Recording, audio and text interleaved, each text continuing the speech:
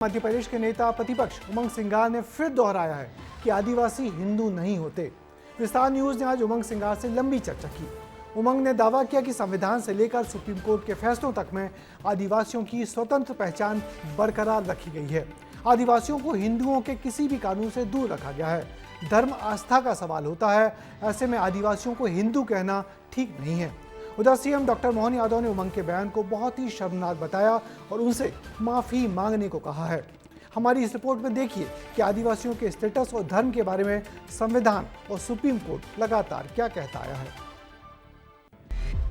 मध्य प्रदेश की राजनीति में मची हलचल। हम आदिवासी हम हिंदू नहीं, हम आदिवासी हम हिंदू नहीं। सियासत के केंद्र में फिर सनातन पर टक्कर। हिंदू समाज को तोड़ना चाहते हो?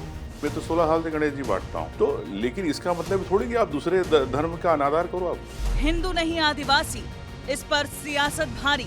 आदिवासी बहन भाइयों के गले में क्रॉस लटकाने का षड्यंत्र मत करो। बयान पर कायम सिंघार, क्या होगा अगला प्लान?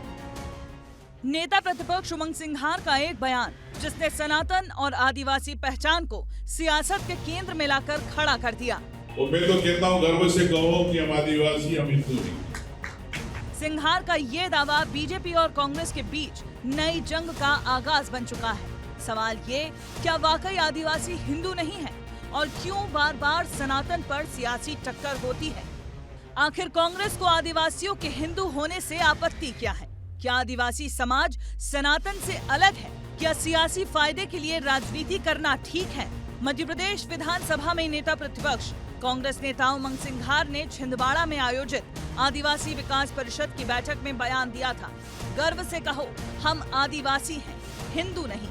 सिंघार ने रामायण की शबरी का जिक्र करते हुए कहा, शबरी जिन्होंने भगवान राम को बेर खिलाए वो भी आदिवासी थी। उनका कहना है कि आदिवासियों की अपनी अलग संस्कृति और धार्मिक पहचान है, जिसे हिंदू धर्म के साथ जोड़ना कतई गलत है।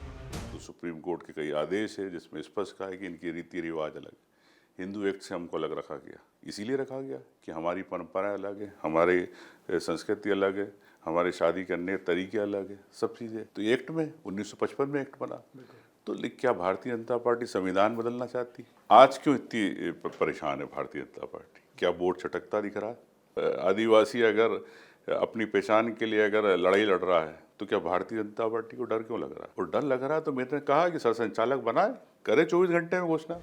मतलब उमंग सिंघार जो खुद एक आदिवासी नेता है, धार जिले से कांग्रेस के विधायक हैं, आदिवासी वर्ग में अपनी पहचान रखते हैं, जो गणेश पूजा करते हैं, वो आदिवासियों को हिंदू नहीं मानते।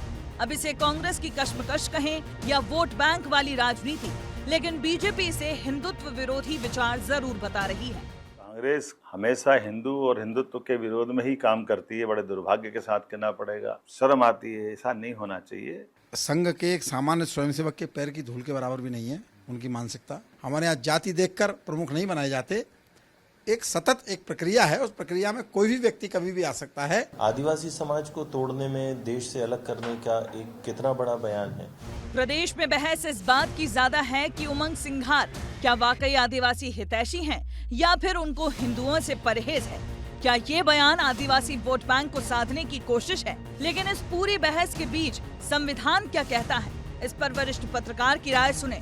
आदिवासी अपने आप को आदिवासी मानता है और एक जो पॉलिटिकल वर्ग है वो उनको हिंदू मानता है। अब सवाल यहाँ पर ये है कि इसका कहीं कोई डिफाइन नहीं हुआ है कि आदिवासियों का धर्म क्या होगा, क्योंकि धर्म का जो कॉलम होता है जनगणना में वो नहीं होता। तो यदि दूसरे तौर पर देखें तो जो उनके रहन सहन हैं, उनके रीति रिवाज हैं और उनके जो देवता हैं या उनके बिलीफ हैं वो बिल्कुल अलग हैं आदिवासियों के। तो इसलिए आदिवासियों का ये मानना रहा है बहुत से वर्ग में कि हम आदिवासी हैं, हमारा धर्म नहीं है। मतलब हिंदू हैं या नहीं है वाली बात नहीं है। और आप देखा होगा आपने कि बहुत सारे आदिवासी जो हैं वो क्रिश्चियन में कन्वर्ट हुए। मध्य प्रदेश में आदिवासी वोट बैंक का बड़ा महत्व है। राज्य की 47 विधानसभा सीटें अनुसूचित जनजातियों के लिए आरक्षित है। 100 से ज्यादा सीटों पर आदिवासी वोटर निर्णायक भूमिका निभाते हैं।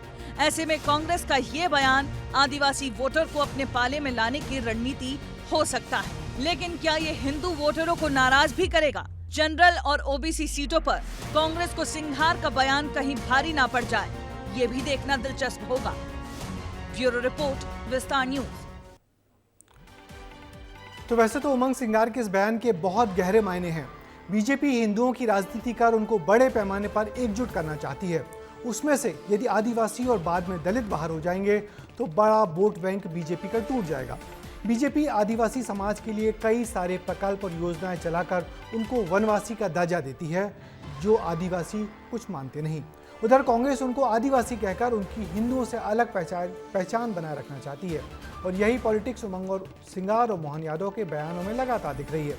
देखना यह है कि उमंग का ये बयान आदिवासी समाज में कितना पसंद किया जाता है।